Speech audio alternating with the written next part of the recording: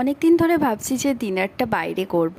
তো সেইটা ভাবাই হয়ে যাচ্ছে, কাজটা সেরকম হচ্ছে না।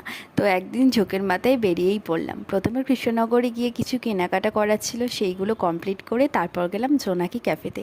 ক্যাফেটা খুব সুন্দর, কিন্তু একটা পুরনো বাড়িকে নতুন করে সাজানো হয়েছে। পুরনো কিছুই ফেলে দেওয়ার মতো কিন্তু নয়। সেই পুরনো জিনিসগুলোকে নতুনভাবে সাজালে কিন্তু জিনিসটাই চেঞ্জ হয়ে যায়, আর স্মৃতিগুলোও যেন আমাদের সাথে থাকে, তাই না? তো যাই হোক, আমরা প্রথমে অর্ডার দিয়েছিলাম হচ্ছে chicken mushroom pizza. Next order দিয়েছিলাম হচ্ছে মিক্সড রাইস আর চিকেন মাঞ্চুরিয়ান।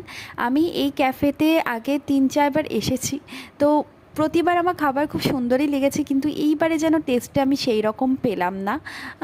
তো যাই হোক, সব সময় তো একই রকম নাও হতে পারে, তাই না? অনেক দিন পর খুব সুন্দর একটা সন্ধে কাটালাম দুজনে। তো ব্লগটা এখানেই শেষ করলাম, আবার নেক্সট ভিডিওতে দেখা হবে। টাটা।